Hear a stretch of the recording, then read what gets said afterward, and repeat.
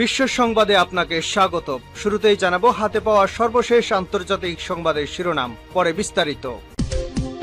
জানিয়ে দেব এই মুহূর্তে হাতে পাওয়া সর্বশেষ গুরুত্বপূর্ণ আপডেট আন্তর্জাতিক সংবাদ। ইরান ইসরায়েল ফিলিস্তিনি ত্রিমুখী যুদ্ধ চলছে। শুরুতেই থাকছে গাজায় ইউএনআরডব্লিউ এর দপ্তর ধ্বংসের আন্তর্জাতিক আইন লঙ্ঘন করেছে ইহুদিবাদী ইসরায়েল। গাজায় একের পর এক আন্তর্জাতিক আইন লঙ্ঘন করে যাচ্ছে ইসরায়েল। তাদের সর্বশেষ শিকার গাজায় ইউএনআরডব্লিউ এর সদর দপ্তর। মঙ্গলবার কাতার ভিত্তিক সংবাদ মাধ্যম আল জাজিরা এক প্রতিবেদনে এ তথ্য জানিয়েছে। এবারে জানাবো পাকিস্তানের সেনানিবাসে হামলা, পাল্টা হামলায় নিহত 18। পাকিস্তানের এক সেনানিবাসে সন্ত্রাসী হামলার ঘটনায় দেশটির 8 সদস্য নিহত হয়েছেন। সোমবার খাইবার পাখতুনখোয়া প্রদেশের 52 সেনানিবাসে এমন হামলা চালানো হয়। জানাবো শিগগিরই বেইজিংয়ে আবারও বৈঠকে বসতে যাচ্ছেন হামাস এবং ফাতা নেতৃবৃন্দ। ফিলিস্তিনের প্রধান দুটি সংগঠন ইসলামী প্রতিরোধ আন্দোলন হামাস এবং রাজনৈতিক দল ফাতার শীর্ষ নেতারা চলতি মাসে চীনের রাজধানী বেইজিংয়ে শান্তি আলোচনায় মিলিত হবেন বলে খবর পাওয়া গেছে। এদিকে গাজায় ধ্বংসস্তূপ পরিষ্কার করতে সময় লাগবে 15 বছর। টানা 9 মাসেরও বেশি সময় ধরে ফিলিস্তিনের গাজা ভূখণ্ডে অবিরাম হামলা চালিয়ে যাচ্ছে ইসরায়েল। এ হামলায় এখন পর্যন্ত নিহত হয়েছেন 38,000-এরও বেশি ফিলিস্তিনি। নিরলস এই আগ্রাসনে গাজা ভূখণ্ডে পরিণত হয়েছে ধ্বংসস্তূপে। পরিস্থিতি এতটাই ভয়াবহ যে গাজায় যে মাত্রায় ধ্বংসযজ্ঞ চলেছে তাতে ধ্বংসস্তূপ পরিষ্কার করতে সময় লাগতে পারে 15 বছর। এমনটাই জানিয়েছে ফিলিস্তিনে নিযুক্ত জাতিসংঘের শরণার্থী বিষয়ক সংস্থা ইউএনআরডব্লিউ। এবং সর্বশেষ জানাবো ইরানের বিরুদ্ধে ইসরায়েলের হুমকি আত্মহত্যার শামিল। ইহুদিবাদী নেতাদের অবস্থা নৎসিবাদীর চেয়েও খারাপ। মিশরের একজন বিশিষ্ট লেখক এবং রাজনৈতিক বিশ্লেষক হাসান বাদি বলেছেন, ইরানের বিরুদ্ধে ইহুদিবাদের হুমকির অর্থ হল ইহুদিবাদী কর্মকর্তারা আত্মহত্যার কথা ভেবেছে এবং অনুভব করছে যে তারা তাদের পতনের কাছাকাছি রয়েছে। এতক্ষণ শিরোনাম শুনছিলেন, এবার বিস্তারিত। প্রিয় দর্শক, আপনি যদি এই চ্যানেলে নতুন হয়ে থাকেন, ভিডিওটি দেখতে দেখতে চ্যানেলটি সাবস্ক্রাইব করে আমাদের সঙ্গেই থাকুন। আর এই ভিডিও সম্পর্কে আপনি আপনার মূল্যবান মতামতটি কমেন্ট বক্সে জানিয়ে দিন। আর হ্যাঁ প্রিয় দর্শক, জানিয়ে দিন ভিডিওটি কোথা থেকে দেখছেন। গাজায় ইউএনআরডব্লিউ এর দপ্তর ধ্বংসে আন্তর্জাতিক আইন লঙ্ঘন করেছে ইসরায়েল। গাজায় একের পর এক আন্তর্জাতিক আইন লঙ্ঘন করছে ইহুদিবাদী ইসরায়েল। তাদের সর্বশেষ শিকার হল ইউএনআরডব্লিউ এর সদর দপ্তর। মঙ্গলবার কাতার ভিত্তিক সংবাদ মাধ্যম আল জাজিরা এক প্রতিবেদনে এ তথ্য জানিয়েছে।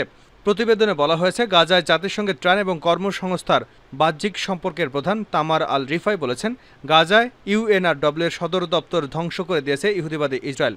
তিনি আরও বলেন, গাজায় গত সপ্তাহের হামলাগুলো এখন পর্যন্ত সবচেয়ে রক্তক্ষয়ী ছিল।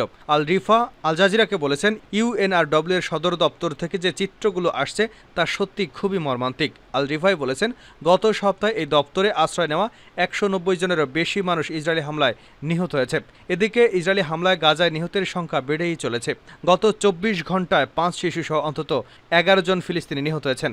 গাজার স্বাস্থ্য মন্ত্রণালয় বলছে, গাজায় ইসরায়েলি হামলায় এ পর্যন্ত কমপক্ষে 38,664 জন নিহত হয়েছেন। এক বিবৃতিতে বলা হয়েছে, হামাস ইসরায়েলে হামলা চালানোর পর যুদ্ধ শুরুর পর থেকে গাজা উপত্যকায় মোট 88,097 জন আহত হয়েছেন।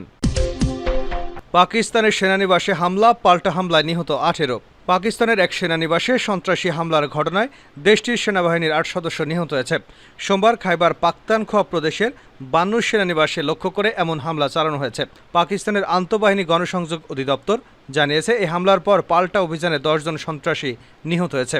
পাকিস্তানের সামরিক বাহিনীর মিডিয়া উইংয়ের এক প্রেস বিজ্ঞপ্তিতে বলা হয়েছে, সোমবার ভোররাতে 52 সেনানিবাসে 10 জন সন্ত্রাসী অনুপ্রবেশের চেষ্টা করলে নিরাপত্তা বাহিনীর সদস্যরা তাতে বাধা দেয়। এ সময় সন্ত্রাসীরা একটি বিস্ফোরক বোঝাই গাড়ি সেনানিবাসের দেওয়ালে ধাক্কা দিলে বিস্ফোরণে হতাহতের ঘটনা ঘটে। বিবৃতিতে বলা হয়েছে, আত্মঘাতী বিস্ফোরণের ফলে প্রাচীরের একটি অংশ ধসে পড়ে গেছে এবং পার্শ্ববর্তী অবকাঠামো ক্ষতিগ্রস্ত হয়েছে, যার ফলে 8 সৈন্য নিহত হন। শিগগিরই বেইজিংয়ে আবারও বৈঠকে বসতে যাচ্ছে হামাস ও ফাতা নেতৃবৃন্দ। ফিলিস্তিনের প্রধান দুটি সংগঠন ইসলামী প্রতিরোধ আন্দোলন হামাস এবং রাজনৈতিক দল ফাতার শীর্ষ নেতারা চলতি মাসের আরও শেষের দিকে চীনের রাজধানী বেইজিংয়ে শান্তি আলোচনায় মিলিত হবেন বলে খবর পাওয়া গেছে। ফাতার কেন্দ্রীয় কমিটির উপমহাসচিব সাবরি সাইদাম বলেন, তার সংগঠনের নেতারা আগামী 20 থেকে 21 জুলাই বেইজিং সফর করবেন। বেইজিংগামী হামাস প্রতিনিধি দলে নেতৃত্ব দেবেন সংগঠনের পলিট ব্যুরোর প্রধান ইসমাইল হানিয়া ও ফাতা প্রতিনিধি দলে নেতৃত্ব থাকবেন সংগঠনের উপপ্রধান মাহমুদ আলুল। এর আগে 2014 সালের এপ্রিলে দুই সংগঠন নিজেদের মধ্যকার মতবিরোধে এবং ভুল বোঝাবুঝি মিটিয়ে ফেলতে সম্মত হয়েছিল। দুপক্ষের সমঝোতা অনুযায়ী এটি ঐক্যমতের সরকার গঠিত হয়েছিল, কিন্তু 2015 সালের জুন মাসে ওই সরকার একতরফাভাবে ভেঙে দেয় ফাতা। এটি দাবি করে হামাস ফাতাহকে গাজা উপত্যকায় কাজ করতে দিচ্ছে না। 2006 সালে গাজা উপত্যকা এবং পশ্চিম তীরে অনুষ্ঠিত আইন পরিষদের নির্বাচনে হামাস বিজয়ী হবার পর ফাতাহ এবং হামাসের মধ্যে তীব্র বিরোধ তৈরি হয়। পরবর্তীতে হামাস শুধুমাত্র গাজা এবং ফাতাহ শুধুমাত্র পশ্চিম তীরে নিয়ন্ত্রণ গ্রহণ করে। গাজায় ধ্বংসস্তূপ পরিষ্কার করতে সময় লাগবে 15 বছর, ইউএনআরডব্লিউএ। টানা 9 মাসেরও বেশি সময় ধরে ফিলিস্তিনের গাজা ভূখণ্ডে অবিরাম হামলা চালিয়েছে ইসরায়েল।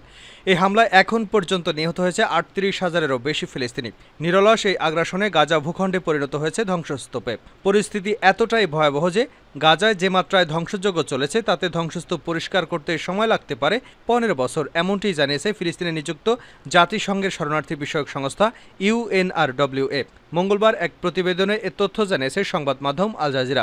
প্রতিবেদনে বলা হয়েছে, ইসরায়েলের আগ্রাসনের কারণে গাজা উপত্যকায় সৃষ্ট ধ্বংসস্তূপ পরিষ্কার করতে 15 বছর সময় লাগবে বলে United Nations Relief and Works Agency for Palestine Refugees জানিয়েছে। জাতিসংঘের পরিবেশ কর্মসূচির একটি মূল্যায়নের বরাদ দিয়ে সোমবার সংস্থাটি বলেছে, অবরুদ্ধ এই উপত্যকাটির পরিচ্ছন্নতার জন্য 40 মিলিয়ন টন ধ্বংসস্তূপ অপসারণের প্রয়োজন হবে। ইউএনআরডব্লিউ বলেছে, বিভিন্ন অবকাঠামোর এসব ধ্বংসবিশেষ ধ্বংসস্তূপ গাজা উপত্যকার মানুষের জন্য মারাত্মক হুমকির সৃষ্টি করেছে, কারণ এতে অবিস্ফোরিত বহু বোমা এবং ক্ষতিকারক বিভিন্ন পদার্থ থাকতে পারে। সংস্থাটি বলছে, ধ্বংসস্তূপ অপসারণের জন্য 100টিরও বেশি ট্রাকের প্রয়োজন হবে এবং 500 মিলিয়ন মার্কিন ডলারের বেশি খরচ হবে। অন্যদিকে ইউএনইপি বলছে, গাজায় কিছু ধ্বংসবিশেষ অ্যাসবেস্টস দ্বারা দূষিত বিষাক্ত এই খনিজ ক্যান্সার সহ ফুসফুসে রোগ সৃষ্টি করে। সংস্থাটি আরও বলেছে, গাজার ভবনগুলো ধ্বংসাবশেষের নিচে বিপুল সংখ্যক মানুষের দেহাবশেষ চাপা পড়ে আছে। এর আগে গাজায় 2014 সালে ইসরায়েল হামাস যুদ্ধের পর ভূখণ্ডটি থেকে প্রায় 24 লাখ টন ধ্বংসাবশেষ সরানো হয়েছিল। ইউএনইপি মনে করছে, এবার গাজা উপত্যকায় সৃষ্ট ধ্বংসাবশেষের পরিমাণ 2008 সাল থেকে গাজার অন্যান্য সংঘাতের জেরে উৎপন্ন সমস্ত ধ্বংসাবশেষের সম্মিলিত যোগফলের চেয়ে 13 গুণ বেশি। টানা 9 মাসেরও বেশি সময় ধরে চলা ইসরায়েলের নিরলস আগ্রাসনের খাদ্য, বিশুদ্ধ পানি এবং ঔষধের সংকট সহ গাজা ভূখণ্ডের বিস্তীর্ণ অংশ ধ্বংসস্তূপে পরিণত হয়ে গেছে। গত মাসে সামরিক কর্মকর্তাদের উদ্ধৃতি দিয়ে ইসরায়েলের আর্মি রেডিও বলেছিল, গত বছরের 7 অক্টোবর থেকে ইসরায়েলি যুদ্ধবিমান গাজায় প্রায় 50,000 বোমা ফেলেছে। এর মধ্যে 2000 থেকে 3000 বোমা বিস্ফোরিত হয়নি। এছাড়া গত মে মাসে ইউএন ডেভেলপমেন্ট প্রোগ্রাম জানিয়েছিল, গাজায় বাড়িঘর পুনর্নির্মাণে 2040 সাল নাগাদ পর্যন্ত সময় লাগতে পারে। ইহুদিবাদী নেতাদের অবস্থা নৎসীদের চেয়েও খারাপ। ইরানের বিরুদ্ধে ইসরায়েলের হুমকি আত্মহত্যার শামিল। ইহুদিবাদী নেতাদের অবস্থা নৎসীদের চেয়েও খারাপ।